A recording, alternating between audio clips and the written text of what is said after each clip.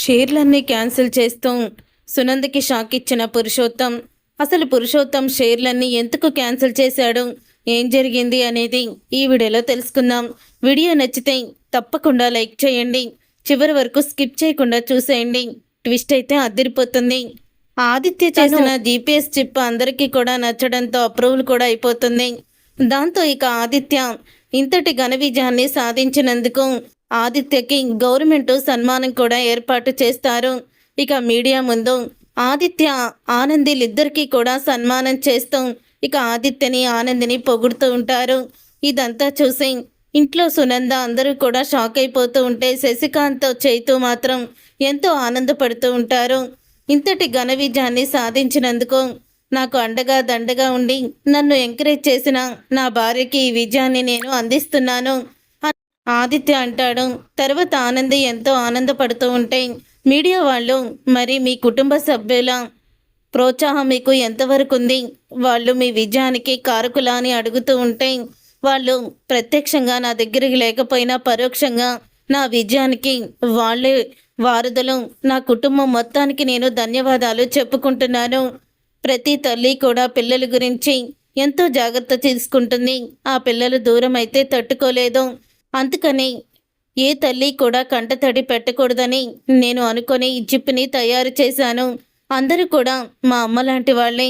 అందుకని ఏ తల్లి కంట కన్నీరుని నేను చూడాలనుకోలేదు. ఏ బిడ్డ కూడా ఏ కన్న తల్లికి దూరం అవ్వాలని నేను అనుకోలేదు. అందుకని ఈ చిప్ని తయారు చేశాను అని అందరి ముందు కూడా చాలా గొప్పగా చెప్తూ ఉంటాడు ఆదిత్య. ఇక ఆదిత్య అలా చెప్పడంతో ఇక సునంద అయితే అలా చూస్తూ ఆగిపోయి ఉండిపోతుంది. అప్పుడు ఇక జీవన ఇదంతా చూసి వీళ్ళేదో చేస్తున్నారులే, ఏం పీకగలరు అనుకున్నాను. అమ్మో, ఈ ఆనంది ఆదిత్య తక్కువళ్ళు కాదు, వీళ్ళని అంత సామాన్యంగా ఎదురియలేమో, వీళ్ళని ఆపాలని అనుకోకుండా నేను చాలా పెద్ద తప్పు చేశాను. చివరికి వీళ్ళు సక్సెస్ చేసేసుకున్నారు. ముందే జాగ్రత్త పడుంటే వాళ్ళింత దూరం వచ్చి వీళ్ళకి సన్మానం జరిగి అందరి దగ్గర ఇలా గొప్పగా వచ్చేవి కాదు ప్రశంసలు. నేను ఆలస్యం చేసి తేలిగ్గా తీసుకొని చాలా పెద్ద తప్పు చేశాను అని జీవన అయితే ఇక అనుకుంటూ ఉంటుంది తనలో తానే. ఇంతకీ అత్తయ్య గారు మనసులో ఏమనుకుంటున్నారో ఏంటో అని అనుకుంటూ ఉంటుంది జీవన. అత్తయ్య గారు, మరి మీరు ఈ వీడియో చూశాక అసలు ఏమనుకుంటున్నారు? బావగారు బాగా సాధించారు, బావగారు ఖచ్చితంగా ఏదైనా అనుకున్నారంటే మీకులాగే పట్టుదలతో సాధిస్తారు అని చెప్తూ ఉంటుంది జీవన. అవును జీవన, నువ్వు చెప్పింది కరెక్టే. ఆదిత్య ఏదైనా అనుకుంటే పట్టుదలతో సాధిస్తాడు. అలా ఆదిత్యలాగే ఆనంది కూడా ఏదైనా అనుకుంటే తను కూడా పట్టుదలతో సాధిస్తుంది అని ఆనందిని కూడా పొగుడుతుంది సునంద. ఇక ఆదిత్య ఆనందిని సునంద పొగడడంతో అది చూసి శశికాంత్ చైతూ కూడా ఆనందపడుతూ ఉంటారు. సునంద, నువ్వేనా ఇలా మాట్లాడేది అని అడుగుతూ ఉంటాడు శశికాంత్. ఏంటండి, వాళ్ళు అందరి చేత అన్నంతలాగా పొగిడించుకుంటూ ప్రశంసలు అందుకుంటూ ఉంటే మరి నాకు కూడా ఆనందమే కదా అని సునంద అయితే జీవనికి అంచనాలకి అందకుండా షాక్ ఇచ్చేస్తుంది. అమ్మో, అత్తయ్య గారేంటి ఇలా షాక్ ఇచ్చారు అంటే వీళ్ళ మీద ఈవిడికి మంచి అభిప్రాయం వచ్చిందంటే అయిపోయామే అని అనుకుంటూ ఉంటుంది జీవన. అలా అనుకున్న జీవన అప్పుడే ఇంకా ఏదోలాగా వాళ్ళని అత్తయ్యకి మళ్ళీ దూరం చేయాలని మనసులో అనుకుంటూ ఉంటుంది. తర్వాత ఇక సునంద ఆదిత్య ఆనంద్ ఇంటికి అయితే వెళ్తారు. వెళ్ళిన తర్వాత అప్పుడే ఇక ఆనంది అయితే గోరింటాకు పెట్టుకోవడంతో ఆదిత్య ఆనందికి ఫుడ్ అయితే తినిపిస్తూ ఉంటాడు. ఈ ఒక్క ముద్ద తిను ఆనంది, ఒక్క ముద్ద తిను అని అంటూ ఆనంది వెనకాలే వెళ్తూ ఉంటాడు ప్లేట్ పట్టుకొని. అప్పుడే ఇక సునంద అయితే వెళ్తుంది. వాళ్ళిద్దరినీ చూసి నా కొడుకుకి ఇలాంటి పనులు కూడా అప్పచెప్తుంది, తను తినకుండా నా కొడుకు చేతే ముద్దలు పెట్టించుకుంటూ నా కొడుకును ఒక పనివాణ్ణి చేసిందనమాట ఈ ఆనంది, నాకు ముందే తెలుసు అని అనుకుంటూ ఉండగా అప్పుడే ఇక ఆదిత్య సునందని చూసి షాక్ అయిపోతూ అమ్మా అంటూ వెంటనే చేయి కడుక్కుంటాడు. చేయి కడుక్కొని సునంద దగ్గరికి వచ్చి రామ్మ ఇలా కూర్చో అని అంటూ ఉంటాడు. రెండత్తయ్య గారు అని ఆనంది కూడా లోపలికి రమ్మంటుంది. నా కొడుకుని బానే కొంగుని కట్టుకున్నావు, మొత్తానికి నీకు భోజనం తినిపించే పనివాడుగా చేసుకున్నావు అని సునంద అనడంతో అదేం కాదమ్మా, తన చేతికి గోరింటాకు పెట్టుకుంది. సరే అని నేను తినిపిస్తున్నాను, అంతే తప్ప తనేమీ తినిపించమని అడగలేదు. నువ్వు తనని అపార్థం చేసుకుంటున్నావు అని అంటూ ఉంటాడు ఆదిత్య. అప్పుడే నీకు కంగ్రాచ్యులేషన్ చెప్దామని వచ్చాను ఆదిత్య అని అంటూ ఉంటుంది. అప్పుడే సునంద నాకు కంగ్రాచ్యులేషనా ఎందుకమ్మా అని అడుగుతూ ఉంటే, ఇంతటి ఘన విజయాన్ని సాధించావు. ఏ తల్లికి ఏ బిడ్డ దూరం కాకూడదని నువ్వు ఒక కన్న తల్లి గురించి బయట తల్లుల గురించి బాగా ఆలోచించావురా. అందుకే నీకు కంగ్రాట్స్ చెప్పడానికి వచ్చాను అని సునంద అనడంతో అప్పుడే ఇక ఆ మాట విని అవునమ్మా అని అంటూ ఉంటాడు. రే నువ్వు స్పీచ్లో ఒక మాట అన్నావు, మా అమ్మ లాంటి వాళ్ళే అందరూ కూడా ఏ తల్లి ఏ పిల్లల గురించి కంటతడి పెట్టుకోకూడదు అని చెప్పావు కదా. మరి అక్కడ ఇచ్చిన స్పీచ్లో అంత గొప్పగా చెప్పిన వాడివి, మరి దాన్ని ఎందుకురా పాటించడం లేదో? ఈ కన్న తల్లిని ఏడిపించి నీ భార్య కొంగు పట్టుకొని వచ్చేసావే. ఈ కన్న తల్లిని ఏడిపించి కొడుకుని దూరం చేసింది కదా ఈ మహాతల్లి. మరి ఇవన్నీ నీకు గుర్తుకు రాలేదా? ఏ కన్న తల్లి కంట్లో నీరు చిందకూడదో చూడకూడదు అంటున్నావే, మరి ఈ కన్న తల్లి కంట్లో ఎందుకు నీరు చూసావో, ఎందుకు నాకు దూరం అయిపోయావో? నువ్వు స్టేజ్ మీద అలాగే చెప్తూ ఉంటే నాకు నవ్వొచ్చిందిరా.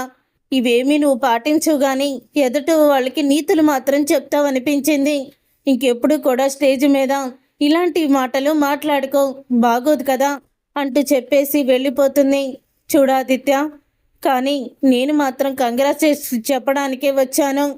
నువ్వు మామూలుగా చిప్పు తయారు చేయలేదు, బాగా తయారు చేశావు అని చెప్పి వెళ్ళిపోతుంది. అత్తయ్య గారు ఇప్పుడు మనల్ని దెప్పి పడవడానికి వచ్చారు అని అంటూ ఉంటే, అదేమీ నాకు కనిపించడం లేదా ఆనంది, అమ్మకి నా మీద ఉన్న ప్రేమే నాకు కనిపించింది అని ఆదిత్య అయితే చెప్తాడు. పురుషోత్తం న్యూస్లో ఆనంది ఆదిత్యల గురించి తెలుసుకొని ఇక వెంటనే వాళ్ళిద్దరిని ఇంటికైతే పిలిపిస్తాడు. అప్పుడే పురుషోత్తం కాళ్ళకి మొక్కుతారు ఇద్దరు కూడా. ఏంటమ్మా ఆనంది, ఏంటి మీరేంటి ఇలా బయటికి వచ్చేయడం ఏంటి? ఎక్కడో పెంకుటింట్లో ఉంటున్నారని మేనేజర్ చెప్తున్నాడు, నిజమేనా అని పురుషోత్తం అనడంతో, అవును సార్, కొన్ని విషయాలు మీకు తెలుసు కదా, నన్ను మా అత్తగారి ఇంట్లో నుంచి వెళ్ళిపోమన్నారు. కానీ నా గురించి, నా నిజాయితీ గురించి తెలిసిన నా భర్త నాతోనే ఉండిపోయారు. నాతోనే ఉండిపోవడంతో ఇక మా అత్తగారు నా మీద ద్వేషాన్ని పెంచుకున్నారు. తరువాత మా కాళ్ళ మీద నేను నిలబడాలి, మాకంటూ ఓ స్థాయికి మేము చేరుకోవాలి, అందరి దగ్గర ప్రశంసలు అందుకోవాలని అనుకున్నాము. ఉద్యోగం కోసం తిరిగాము, ఎక్కడ జాబులైతే దొరకలేదు. తరువాత ఇలాగా ఈ చిప్ని తయారు చేశాము అని ఆనంది అయితే చెప్తుంది. అప్పుడు ఇక పురుషోత్తం అంటాడు, ఆదిత్య, ఇప్పుడు నాకు వయసు అయిపోతుంది, అందుకని నేను ఒక మంచి వ్యక్తిని, నమ్మకమైన వ్యక్తిని నా కంపెనీకి ఎండీగా ఉంచాలని అనుకుంటున్నాను. అందుకని నిన్ను ఎండీ స్థానంలో కూర్చోబెడతాను. ఇంతకన్నా నాకు నమ్మకమైన వ్యక్తి దొరకడం, ఏమంటావు నువ్వు? అది నీకు నేనేమీ జాలిపడో మీ పరిస్థితిని చూసే కాదు, నీ టాలెంట్ని చూసి నీకు నేను ఉద్యోగంలాగా ఎండీ సీట్లు ఇస్తాను అని చెప్పడంతో ఎంతో ఆనందపడుతూ ఉంటారు ఆదిత్య ఆనంది.